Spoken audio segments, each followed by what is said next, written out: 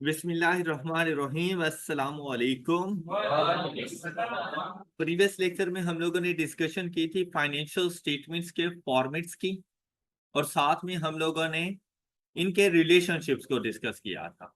अच्छा, अगर मैं आप लोगों के सामने इसके फॉर्मेट्स की बात करूँ ना, देखें बड़ा सिंपल सा फॉर्मेट है फाइनेंशियल स्टेटमेंट्स का। अभी के लिए मैंने जो आप लोगों को प्रैक्टिस वगैरह करवानी होगी, मैं आपको डाटा प्रोवाइड करूंगा और आप लोगों ने उस डाटा में से सिर्फ ये डिसाइड करना है कि ये स्टेटमेंट ऑफ फाइनेंशियल पोजीशन का एलिमेंट जाके बनेगा या स्टेटमेंट ऑफ कंप्रिहेंसिव इनकम का एलिमेंट बनेगा, और कौन सी जगह पर इसकी प्लेसिंग करनी है। आप उसको चेंज नहीं कर सकते। अच्छा, यहाँ पर ना मैं थोड़ा सा आपके साथ ये डिस्कस कर लेता हूँ फाइनेंशियल स्टेटमेंट्स के फॉर्मेट्स वगैरह एक मरतबा फिर से, ताकि आप लोगों को ना जरा अच्छे तरीके से ये तैयार हो जाएं। नहीं, सबसे पहली स्टेटमेंट, जब भी किसी किसी भी स्टेटमेंट को आप लोगों ने बनाना हो, सबसे पहले आप लोग लिखेंगे उसका बिजनेस नेम। अच्छा, ये ना अपने पास जरा लिख लीजिएगा।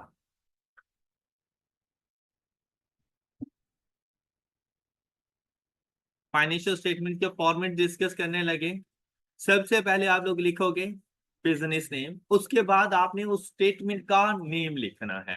जैसे कि हम लोग बनाने जा रहे हैं स्टेटमेंट ऑफ कॉम्प्रिहेंसिव इनकम, इसका दूसरा नेम क्या होता है? स्टेटमेंट ऑफ प्रॉफिट और लॉस या इनकम स्टेटमेंट। तो मोस्टली हम लोग जो यूज कर रहे होते हैं ना, वो होता है स्टेटमेंट ऑफ प्रॉफिट और लॉस। तो हम लोग यहां पे लिख लेते हैं। अच्छा, आप जिस पेज के ऊपर बना रहे हो ना, उस पेज के बिल्कुल सेंटर पे ऐसे ही लिखोगे। पेज के मतलब लेफ्ट एंड राइट साइड पे नहीं लिखोगे, पेज के सेंटर से आप लोगों ने ऐसे स्टार्ट करना है इसका।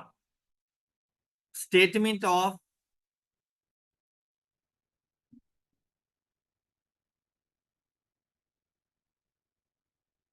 प्रॉफिट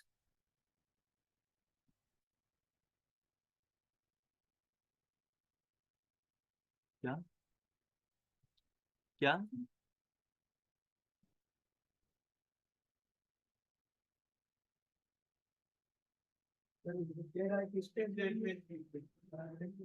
अच्छा अच्छा, तो बता दो यार, इसमें परेशान क्यों हो रहे हो?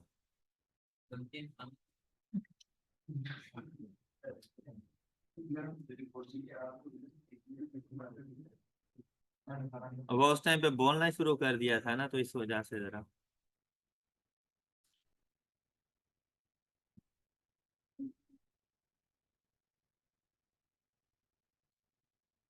स्टेटमेंट ऑफ प्रॉफिट और लॉस फॉर द ईयर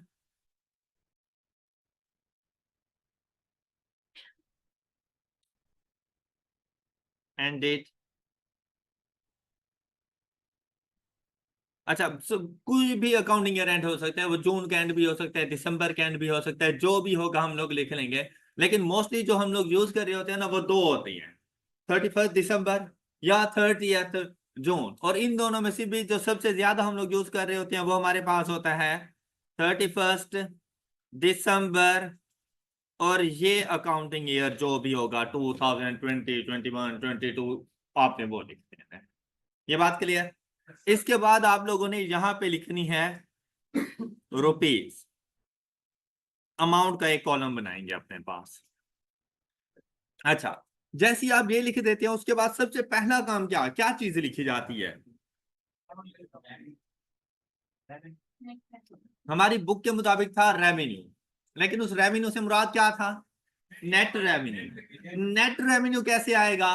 तो उसके लिए मैंने आपको बताया था। तो अच्छा भाई, अब हम लोग जो स्टार्ट करेंगे ना, हम लोग कुछ इस तरह से करेंगे। हम लोग यहां पर लिखेंगे अपनी सेल्स।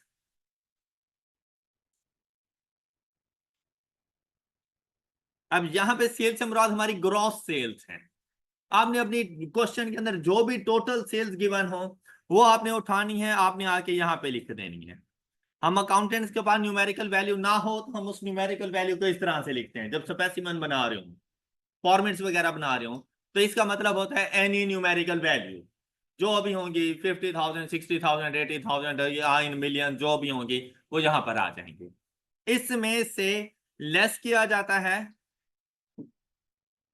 Sales return. अब ये प्रॉपर आप लोग फॉर्मेट देखने जा रहे हो, इसमें से लेस करोगे सेल्स रिटर्न। अच्छा, मैंने आपको प्रीवियस लेक्चर में भी बताया था कि जो चीज हमने लेस करनी हो हम उसको ब्रैकेट्स में रख देते हैं। फिर आपने इसमें से लेस करना है डिस्काउंट। अच्छा, सेल्स रिटर्न का पता है आप लोगों को?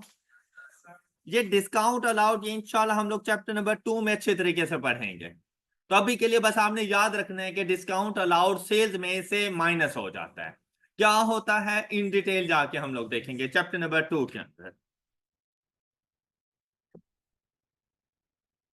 नहीं, ऐसे जरूरत नहीं है, हम लोग सिंपली डिस्काउंट अलाउड लिख लेंगे और आगे जो भी डिस्काउंट अलाउड होगा उसको हम लोग ब्रैकेट्स में लिख लेंगे इस तरह से।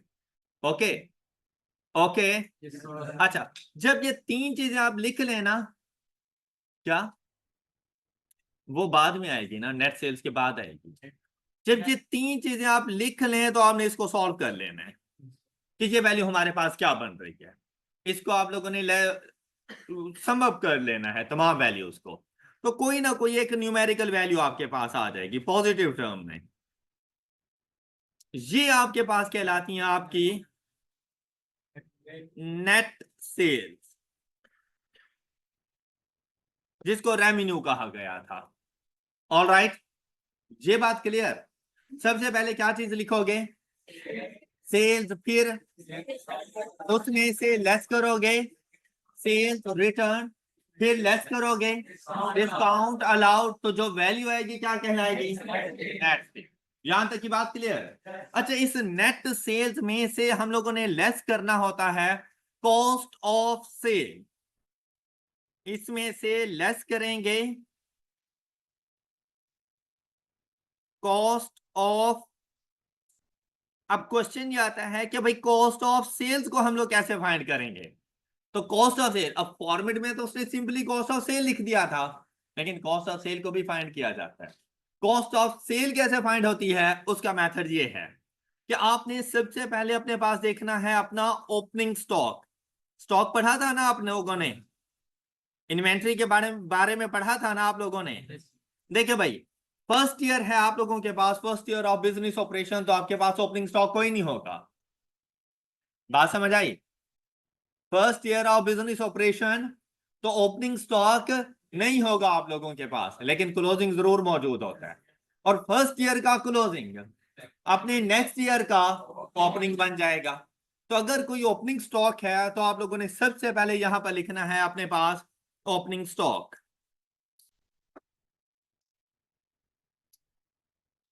अच्छा भाई, ये चीजें क्वेश्चन में गिवन होंगी सारी की सारी, क्या आपका ओपनिंग स्टॉक ये है, क्लोजिंग स्टॉक ये है, आपकी परचेजेज ये हैं, सेल्स ये हैं, सेल्स रिटर्न ये हैं। सिर्फ यहां पर आपको पता हो कि उनको लिखना कौन सी जगह पर है और किस सीक्वेंस के साथ उनको लिखना है, तो आपने वो सीक्वेंस ये है उसका।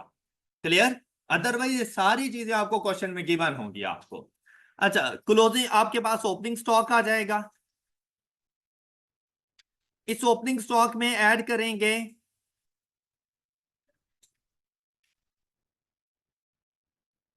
परचेजेस, जितनी भी ड्यूरिंग द ईयर परचेजेस मौजूद हैं आप लोगों ने वो सारी की सारी यहां पर ऐड कर देनी है। ये जो परचेजेस हैं ये आप लोगों के पास आपकी ग्रॉस परचेजेस हैं कि पूरा साल आप लोगों ने कितनी परचेजेस की थी। तो लानी बात है, आपने परचेजेस रिटर्न भी तो की होंगी। जिस तरह से अगर आपको सेल्स रिटर्न हो सकती हैं तो आपने भी तो अपनी परचेजेस रिटर्न की होंगी। तो वो परचेजेस रिटर्न इसमें से जाके आपने लेस कर देनी है। लेस करेंगे परचेजेस रिटर्न। अच्छा, क्या बता सकते हो परचेज रिटर्न का दूसरा नेम क्या था? Return outward. और सेल्स रिटर्न का दूसरा नेम क्या था? शाबाश। परचेज रिटर्न ने लेस होना है तो ब्रैकेट्स में लिख देंगे इसको, फिर इसमें से लेस करेंगे। देखो भाई, अगर आप अपने कस्टमर को डिस्काउंट अलाउ कर सकते हैं तो क्या आपका सप्लायर आपको डिस्काउंट नहीं देगा? तो अगर वो आपको डिस्काउंट दे रहा है उसे कहते हैं discount received. Discount receive.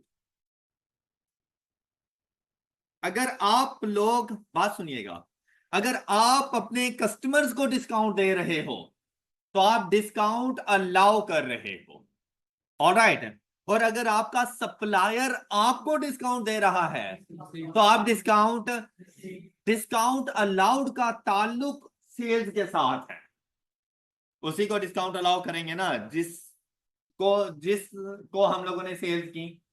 M आई राइट? और डिस्काउंट रिसीव्ड का ताल्लुक परचेजेस के साथ है। डिस्काउंट रिसीव्ड उसी से करेंगे जिससे परचेजेस की हैं। Got it? Got it? इसीलिए अलाउड आएगा हमारे पास, हमारी सेल्स का पार्ट बनेगा, और जो डिस्काउंट रिसीव्ड है वो हमारी परचेजेस का पार्ट बनेगा।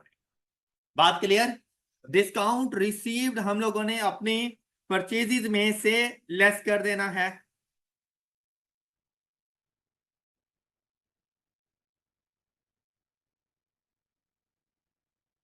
उसके बाद परचेजेस से रेलिवेंट डायरेक्ट एक्सपेंसेस, परचेजेस से रेलिवेंट डायरेक्ट एक्सपेंसेस कौन से हो सकते हैं?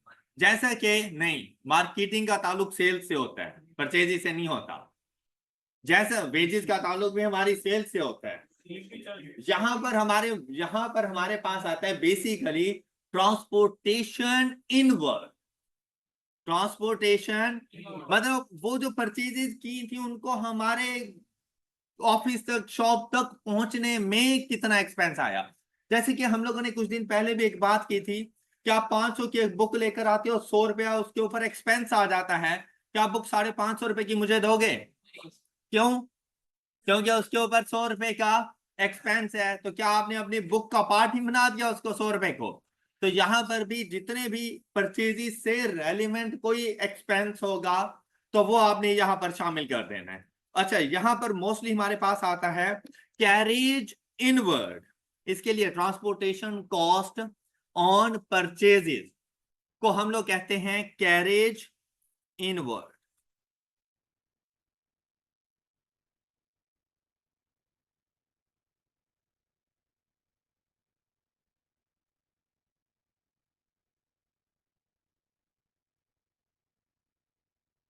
अच्छा, ये क्वेश्चन में कभी भी कई चीजें गिवन होती हैं तो आपने ये बातें अब याद रखनी है कि कैरेज इनवर्ड कहां पर आएगा, कहां पर आएगा?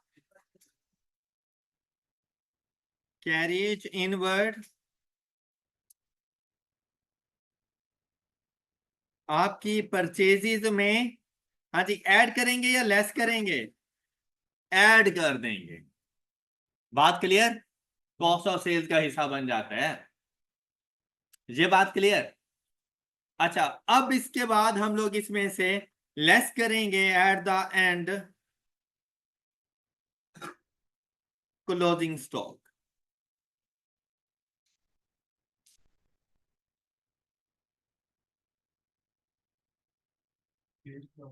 ओपनिंग स्टॉक हम लोग ऐड करते हैं और क्लोजिंग स्टॉक हम लोग लेस कर देंगे।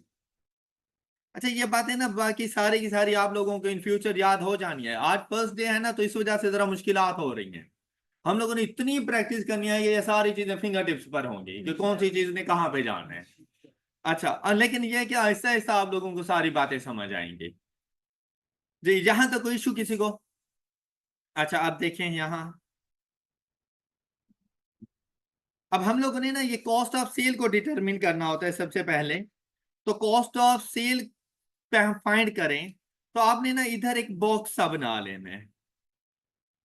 ये है हमारे पास कॉस्ट ऑफ सेल, इधर एक बॉक्स बना लेंगे इसके लिए इस तरह से। वो जो नेट सेल्स आपने फाइंड की थी ना, उसके बाद जब कॉस्ट ऑफ सेल को डिटरमिन करने लगे तो यहां से कॉस्ट ऑफ सेल शुरू हुई थी, और ये सारी की सारी कॉस्ट ऑफ सेल फाइंड कर रहे हैं। अगर आपसे कोई पूछे कि भाई how to calculate cost of sales, तो आप लोग उसे क्या कहोगे? Opening stock add purchases less purchases return less discount received and carry forward and less closing stock is equal to cost of sale. All right? तो आप लोगों ने यहां पर अब इस बॉक्स को सॉल्व करोगे तो आपके पास कोई ना कोई वैल्यू आ जाएगी, और वो वैल्यू क्या कहलाएगी आपके पास? Cost of cell. ये है कॉस्ट ऑफ सेल। ऊपर आपके पास आ गई आपकी नेट सेल्स रेवेन्यू, और ये आपके पास आ गई आपकी कॉस्ट ऑफ सेल, जिसने लेस होना है किस में से? नेट सेल्स में। अब बॉक्स इसीलिए बनाया कि भाई अब जो रिलेशनशिप बन चुका है ना, वो नेट सेल्स का कॉस्ट ऑफ सेल्स से रिलेशन बन चुका है, बॉक्स साइड पे हो गया है। ऑल राइट, और इसको हमेशा बॉक्स की फॉर्म में ही रखना है। अब जाकर जैसे ही इसको सॉल्व करोगे, नेट सेल्स में से कॉस्ट ऑफ सेल लेस करोगे, तो आपके पास कोई ना कोई वैल्यू आ जाएगी, और ये क्या कहलाएगी वैल्यू?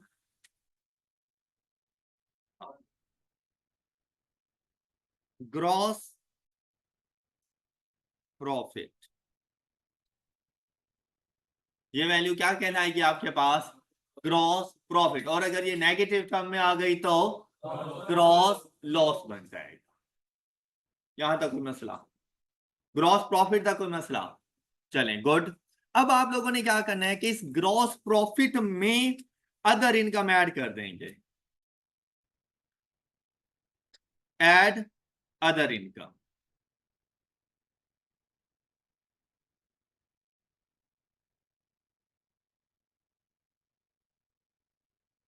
अच्छा, अदर इनकम कौन कौन सी हो सकती है हमारे पास? वेजिस कहां से अदर इनकम बन जाती है?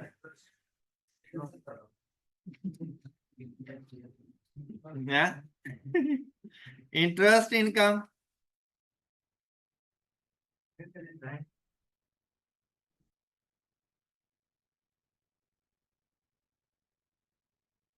इंटरेस्ट इनकम या रेंट इनकम या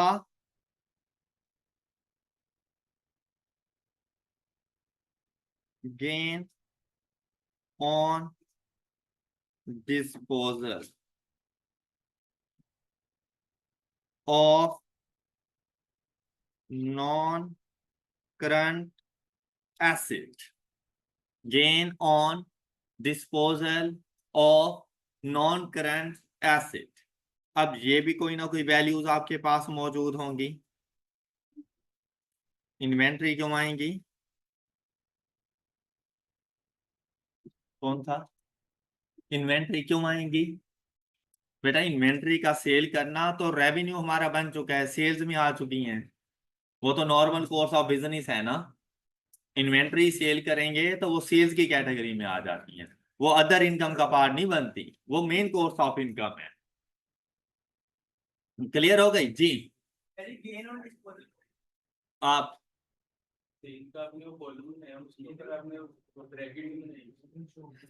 कहाँ? ऊपर नहीं, ऊपर बना लो तो कोई फर्क नहीं पड़ता, लेकिन बॉक्स आता है मिड पे, जिसने चीजों को एक दूसरे से अलग करना। अब इससे ऊपर कुछ था ही नहीं, तो इस वजह से वो बॉक्स बनाने की ऐसे जरूरत नहीं थी। एनसीए नॉन करंट एसेट, हाँ, लेकिन हम लोग यहाँ पर तो लिखेंगे ना कि disposal of vehicle, disposal of building, disposal of van, जो अभी होगा तो उसका नाम आ जाएगा डिस्पोजल ऑफ फर्नीचर। ओके, इसका मतलब होता है कि जो आपके पास आपका नॉन करंट एसेट है, क्या वो डिस्पोज नहीं, सेल नहीं करोगे?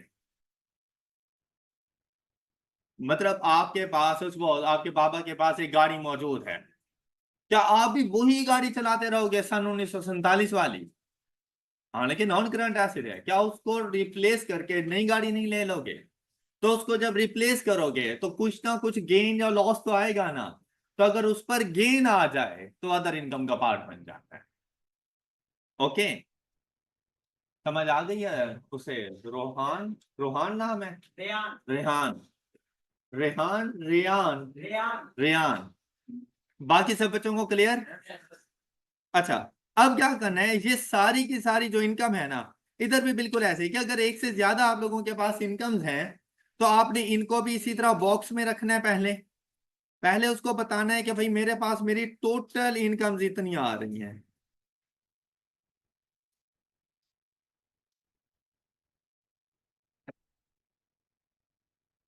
ये इनकम, अदर इनकम का टोटल कर लेना है और इसको ऐड करना है आप लोगों ने अपने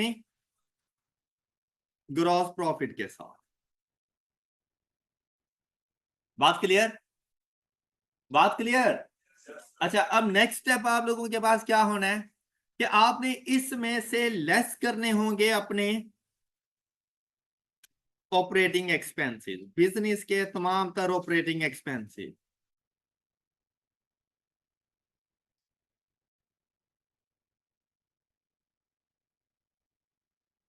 ऑपरेटिंग एक्सपेंसेस लेस करेंगे। अच्छा, ऑपरेटिंग एक्सपेंसेस में कौन कौन से एक्सपेंसेस आ सकते हैं? वेजेस, काफी देर से मैं सुन रहा हूं wages wages wages. Wages and salaries.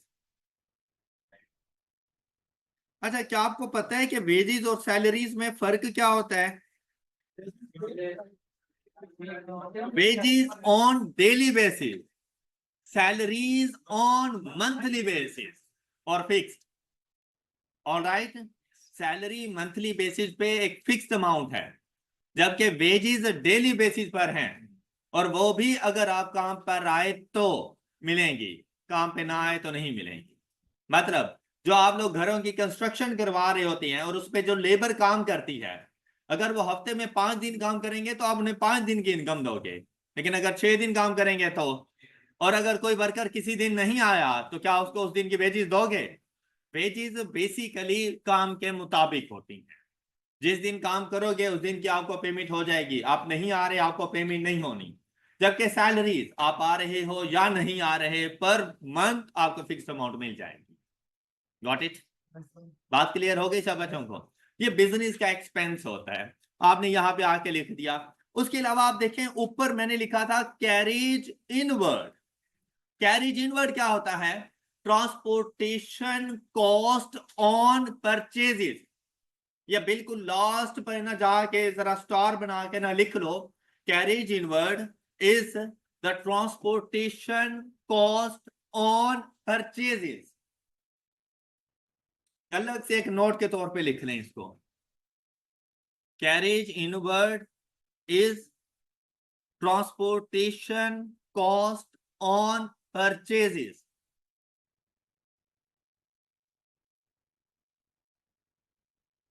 हाँ जी, कर लिया रिकॉर्ड।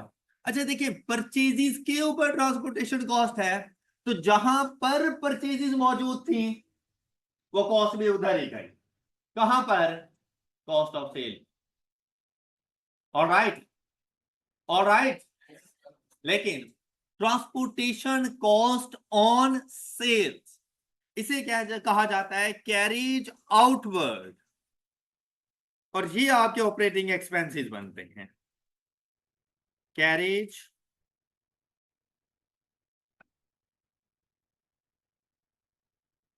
आउटवर्ड।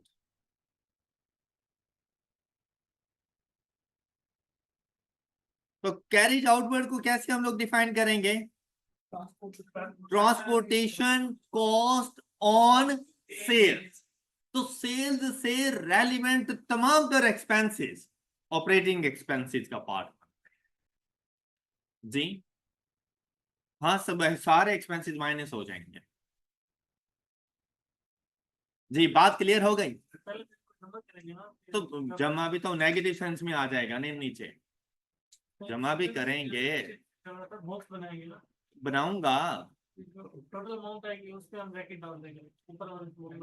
तो अगर नेगेटिव नेगेटिव नेगेटिव ऐड होते रहे तो नेगेटिव वैल्यू ही दे देंगे,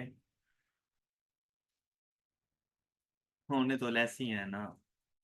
उसके पीछे जो हमने सीक्वेंस बनाया उसके यार पीछे वाले सीक्वेंस में और इसमें फर्क है, वहां पर ये चीजें डिफरेंट थी, परचेज कुछ ऐड हो रही थी कुछ लेस हो रही थी, इन्होंने तो सब ने होना ही लेस है। अच्छा ये लो यार, हालांकि अपनी बुक में भी देखो तो उन्होंने एक्सपेंसेस के बाहर ब्रैकेट्स लगाई हुई है, बस इसका मसला है ना, ये लो खत्म कर देती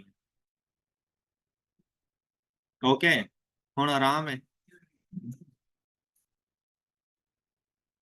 अच्छा, अच्छा नेक्स्ट आपके एक्सपेंसेस कौन से हो सकते हैं?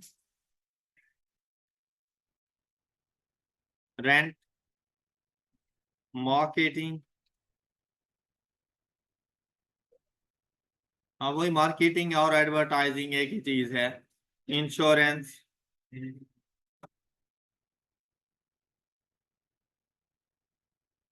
रिपेयर्स एंड मेंटेनेंस,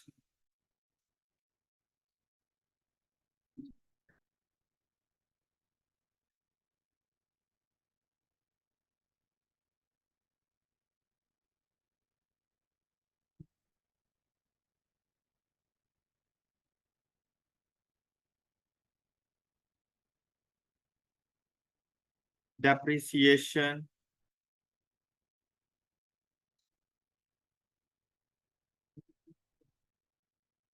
इसी तरह किसी भी बिजनेस के जो जो एक्सपेंसेस होंगे वो सारे के सारे आप लोगों ने सीक्वेंस के साथ यहाँ पे मेंशन कर देने हैं।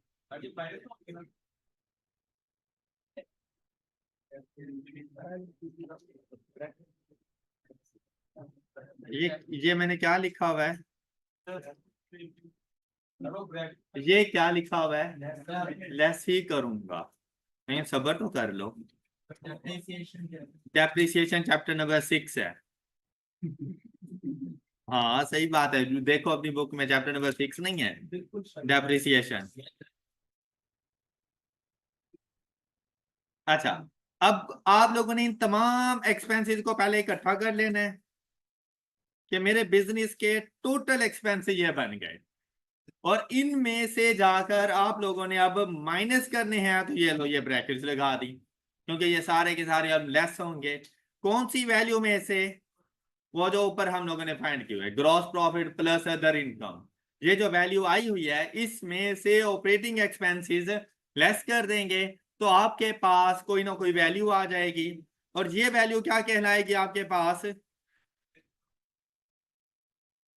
Net profit. और अगर नेगेटिव हो तो,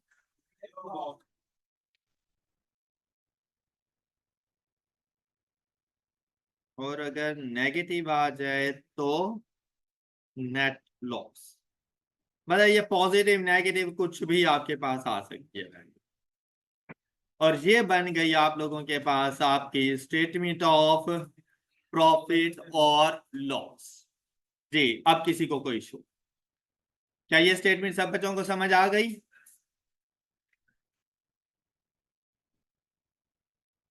ये बस इतनी सी है। हाँ।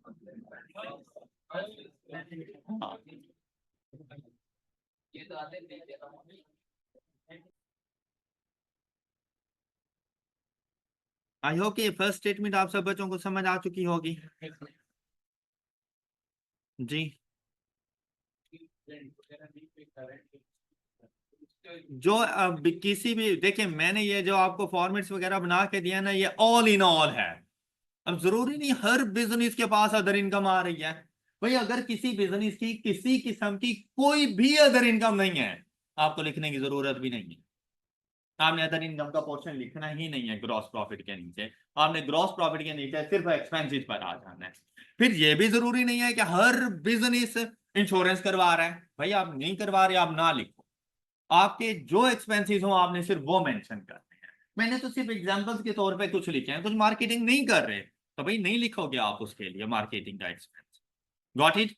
और यहां पर जो हमारे पास सीक्वेंस होता है, इस सीक्वेंस को ब्रेक नहीं कर सकते कि हम सेल्स बाद में लिख लें, कॉस्ट ऑफ सेल्स को पहले लिख दें, हम सेल्स रिटर्न पहले लिख दें, डिस्काउंट पहले लिख दें, बाद में सेल्स लिख दें। इसको ब्रेक नहीं किया जा सकता, ये एज इट इज रहेगा। Cost of sale as it is रहेगा जैसे यहां पे मौजूद है। हाँ अगर आपके एक्सपेंसेस हैं, जरूरी नहीं कि वेजेस हैं सैलरीज ही पहले आए। आप मार्केटिंग पहले लिख दें, आप डेप्रिसिएशन पहले लिख दें, आप रेंट को पहले लिख दें, उससे कोई फर्क नहीं पड़ने वाला। एक्सपेंसेस का कोई भी सीक्वेंस हो सकता है, जिस तरह आपके क्वेश्चन में सीक्वेंस हो आपने जस्ट उसको फॉलो कर लेना है। लेकिन इसके ऊपर जो मैंने सीक्वेंस रखे हुए हैं, इसी तरह अदर इनकम भी, भाई प्लेसिंग इसके अदर इनकम की बिल्कुल यही है। लेकिन अब इसमें आप रेंटल इनकम पहले लिख दो, gain on disposal of fixed asset पहले लिख दो, उससे कोई फर्क नहीं पड़ता। Got it? लेकिन इससे ऊपर जो आप लोगों की कॉस्ट ऑफ सेल्स है वो एज इट इज चलेंगी। अब कॉस्ट ऑफ सेल डिटरमिन करते हुए अगर भाई आपके पास कैरीज इनवर्ड नहीं है तो आपको लिखने की जरूरत नहीं है। आपकी परचेज रिटर्न नहीं है, आप ना लिखो। आपने कोई डिस्काउंट रिसीव नहीं किया हुआ, आप ना लिखो। तो ये जरूरी नहीं है कि ये सारी चीजें लिखनी है। जो चीजें क्वेश्चन में मौजूद होंगी आप सिर्फ वही चीजें जाके लिखो। All right, any issue? चलें नेक्स्ट अब हम लोग डिस्कस करेंगे second statement which is known as. अच्छा, अब आप लोगों को ऐसे समझिए जैसे सेकंड पेज स्टार्ट होने लगा है, तो सेकंड पेज पर फिर से वही चीज, सबसे पहले हम लोग लिखेंगे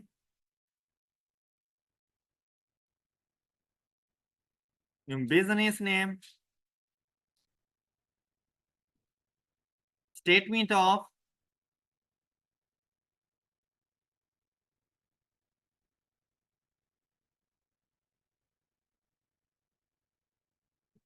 फाइनेंशियल पोजीशन,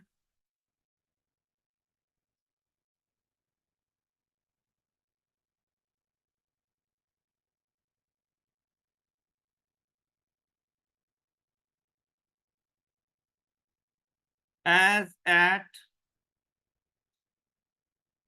अब ये अकाउंटिंग ईयर एंड डेट 31 दिसंबर 2000, जो अभी अकाउंटिंग ईयर एंड हो। इस तरह 3 लाइंस में आप लोगों ने इसको आके लिखना है। ऑल राइट,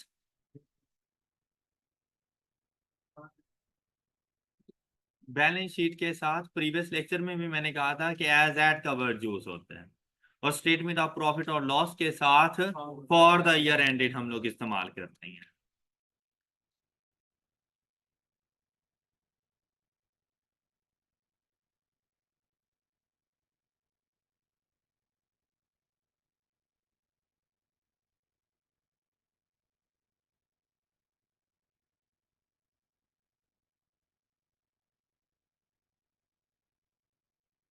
अब यहां पर हम लोगों ने ना अकाउंटिंग इक्वेशन को मेंटेन करना होता है।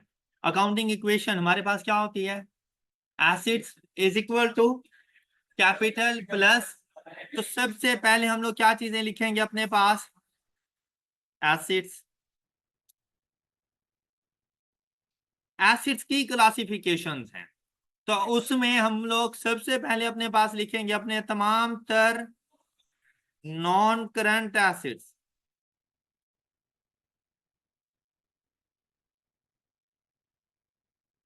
अच्छा, यहाँ पे मैं 2-3 नॉन करंट एसेट लिख देता हूं। अच्छा, बिजनेस के पास जो नॉन करंट एसेट्स हो आपने वही लिखने हैं सिर्फ, जैसा कि लैंड, बिल्डिंग। कभी कभी लैंड एंड बिल्डिंग को वो मर्ज भी कर देता है, तो अगर उसने मर्ज किया हुआ है आप भी मर्ज करके लिखो, उसको फॉलो करना है हम लोगों ने। फिर अगर आपके मतलब मैन्युफैक्चरिंग डिपार्टमेंट है, मैन्युफैक्चरिंग कंसर्न है, तो लाजिम बात है प्लांट एंड मशीनरी भी होगा आपके पास, तो आप यहाँ पर लिखोगे plant and machinery.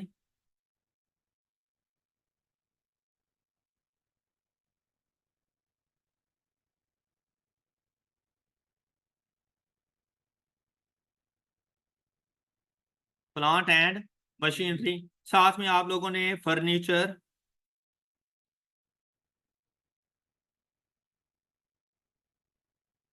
Fixtures and fittings. ये मैंने आपको बताया था ना, फिक्सचर फिटिंग्स में डिफरेंस क्या होता है हमारे पास। कोई सी किस्म की कोई व्हीकल्स वगैरह हैं तो अपने तमाम तर नॉन करंट एसेट्स आप लोगों ने यहाँ पे रिकॉर्ड कर देनी है।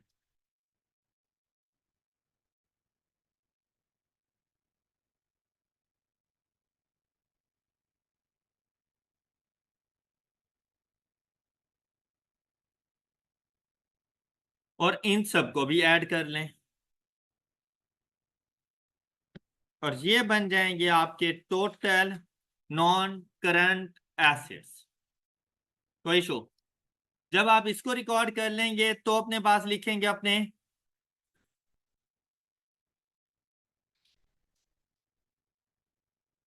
Current assets.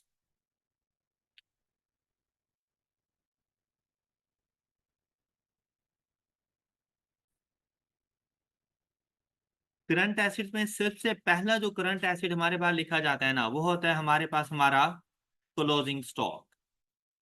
हमेशा याद रखिएगा कि बैलेंस शीट में सिर्फ क्लोजिंग स्टॉक जाएगा, जबकि प्रॉफिट और लॉस अकाउंट के अंदर ओपनिंग और क्लोजिंग दोनों रिकॉर्ड हो रहे थे इन कॉस्ट ऑफ सेल्स, लेकिन बैलेंस शीट में क्या बताएंगे उसे? क्लोजिंग स्टॉक आपके करंट एसेट्स के तौर पे रिकॉर्ड होगा। स्टॉक के बाद आप लोगों ने लिखने हैं अपने ट्रेड रिसीवेबल्स।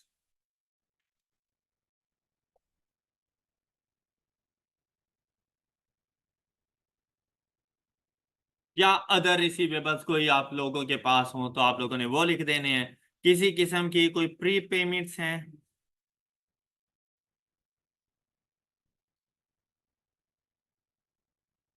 ये चैप्टर नंबर 4 है हमारा, वहां पे जाके पढ़ेंगे प्री पेमेंट्स को। फिर आप लोगों ने लिखना है अपना bank balance and at the end cash. ये आपके करंट एसेट्स, उनका सीक्वेंस इसी तरह से रखिएगा।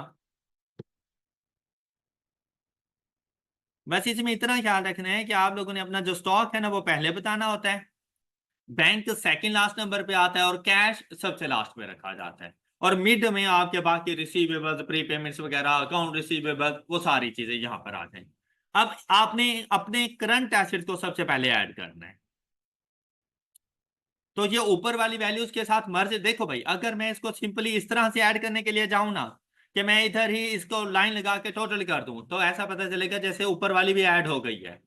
यही वजह है कि हम इसके साथ ना बॉक्स बना लेते हैं, ताकि वो एक इंडिकेशन हो जाती है कि भाई ऊपर वाली वैल्यू इसका पार्ट नहीं बनी अभी तक।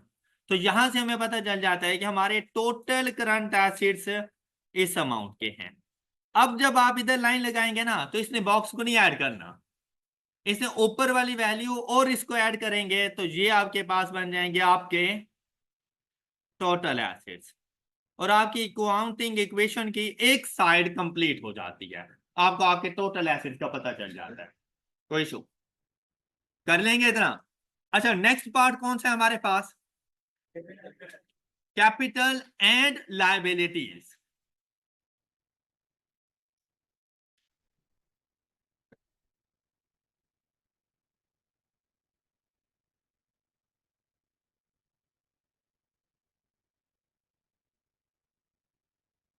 कैपिटल एंड लायबिलिटीज,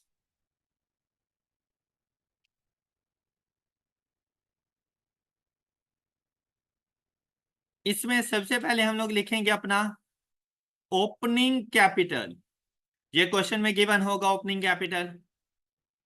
अगर कोई फर्दर कैपिटल इंट्रोड्यूस होता है,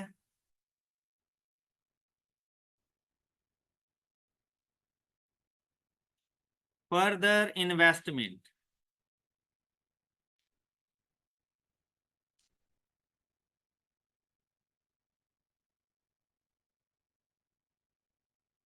फर्दर इन्वेस्टमेंट वो इसमें ऐड हो जाएगी। नेट प्रॉफिट जो आप लोगों के पास आपकी स्टेटमेंट ऑफ प्रॉफिट और लॉस से आया,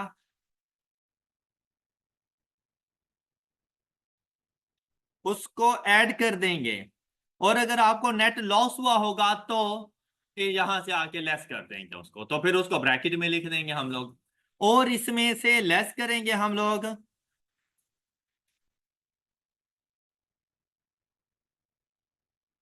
ड्राइंग्स। ड्राइंग्स को हम लोग लेस कर देंगे और इसको सॉल्व करें, तो ये है क्लोजिंग कैपिटल जो आपके नेक्स्ट ईयर के लिए ओपनिंग बन जाएगा। Got it? कैपिटल के पोर्शन में क्या कुछ आएगा?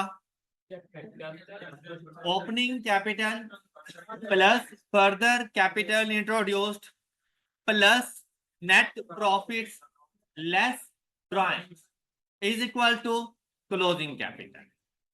बात क्लियर? अब यहां पर आएंगे लायबिलिटीज का पोर्शन। तो लायबिलिटीज की भी क्लासिफिकेशन थी, कौन कौन सी? नॉन करंट पहले आएगा, नॉन करंट लायबिलिटीज।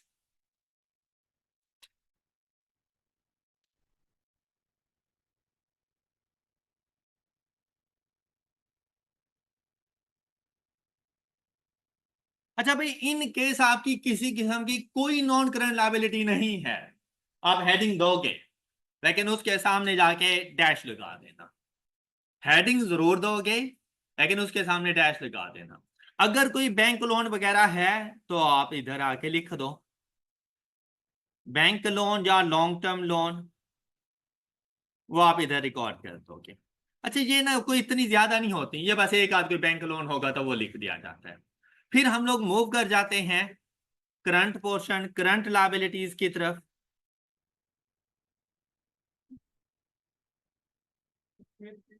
वो क्या है? करंट लायबिलिटीज,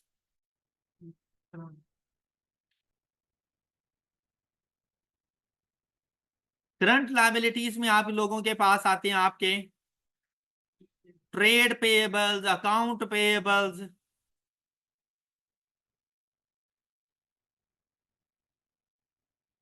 एक्रूड एक्सपेंसेस, ये भी चैप्टर नंबर 4 में पढ़ेंगे।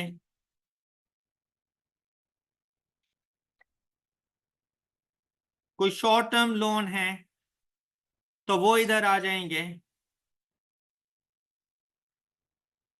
बैंक ओवरड्राफ्ट है तो वो भी इधर आ जाएगा। बैंक ओवरड्राफ्ट भी एक किस्म का शॉर्ट टर्म लोन होता है। बैंक ओवरड्राफ्ट पढ़ा था ना आप लोगों ने? अब ये बैंक ओवरड्राफ्ट हमारे ऊपर लायबिलिटी बन जाती है कि हमने बैंक को पे करना है, इसलिए करंट लायबिलिटीज के पोर्शन में जाके इसको रिकॉर्ड करेंगे। अब यहां से पहले आपने ऐड करना है अपनी करंट लायबिलिटीज को।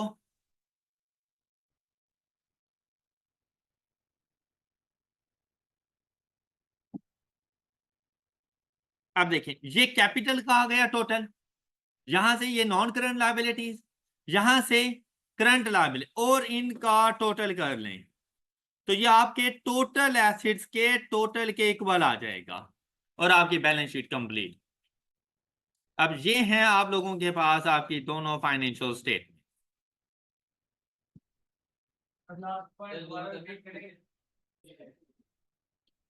अच्छा, अब आप लोगों को ये फाइनेंशियल स्टेटमेंट्स और इनके फॉर्मेट्स वगैरह अच्छे तरीके से समझ आ चुके होंगे। आई होप कि नेक्स्ट टाइम अगर आप लोगों के पास किसी किस्म का कोई डाटा वगैरह हो तो आप इजीली उससे ये वाली फाइनेंशियल स्टेटमेंट बना लेंगे। एम आई राइट? तो एक होम असाइनमेंट मिल जाए आप लोगों को।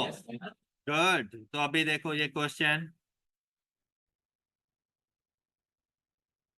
चैप्टर नंबर 3 के बिल्कुल लास्ट में आपकी स्टडी टेक्स्ट में पेज नंबर है 101, और इसके बाद आप लोगों के ऑब्जेक्टिव बेस्ड क्वेश्चन स्टार्ट हो जाते हैं। तो इन्होंने ना यहाँ पर एक ट्रायल बैलेंस बना के दिया हुआ है आप लोगों को। अच्छा, ये सेंटर वाली तो है, इसकी वर्किंग्स वगैरह आपने इन वर्किंग्स को नहीं देखना, आपने देखना है ये डेबिट और क्रेडिट साइड पे जो अमाउंट्स लिखी हुई है ना, आपने ये यूज करनी है। अब यहां से आपको कैपिटल भी देखे मिल जाएगा, आपको परचेज रिटर्न मिल रही है, ये आपका ट्रेड डेटर मतलब रिसीवेबल है, सेल्स हो गई, फिर ये एक और ट्रेड रिसीवेबल आ गया, तो अपने तमाम ट्रेड रिसीवेबल्स को इकट्ठा कर लेना, हमने तमाम क्रेडिटर्स को इकट्ठा कर देना, ट्रेड पेबल्स को, और जाके वो अमाउंट लिख लेना। कैश इन हैंड मतलब जो पॉकेट में कैश वगैरह मौजूद है, कैश एट बैंक जो बैंक में बैलेंस रखा हुआ है, आपके कोई ना कोई फिक्स एसेट, कोई ना कोई एक्सपेंसेस वगैरह। तो आपने इस क्वेश्चन की मदद से अपने पास फाइनेंशियल स्टेटमेंट्स बनाकर आनी है। All right? और जो चीजें आपको ना मिले वो लिखने की जरूरत नहीं है। आई होप कि आपको मेरी बात समझ आ चुकी होगी। अच्छा, परचेजेस कितने की हुई है? इतने की। अच्छा, इसमें ना एक छोटी सी एडिशन कर लें आप लोग, एक छोटी सी एडिशन आपने करनी है, और वो ये है कि closing stock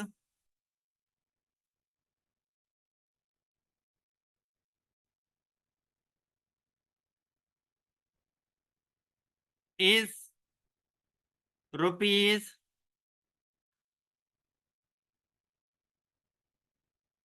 6500। Closing stock opening कुछ नहीं है क्योंकि first year of the business है। क्लोजिंग स्टॉक जो आप लोगों के पास आएगा वो 6500 के मुताबिक आपने इस क्वेश्चन को सॉल्व करना है। All right, that's all for today. अपना बहुत सा ख्याल रखिए, नेक्स्ट लेक्चर में मिलेंगे। अल्लाह हाफिज।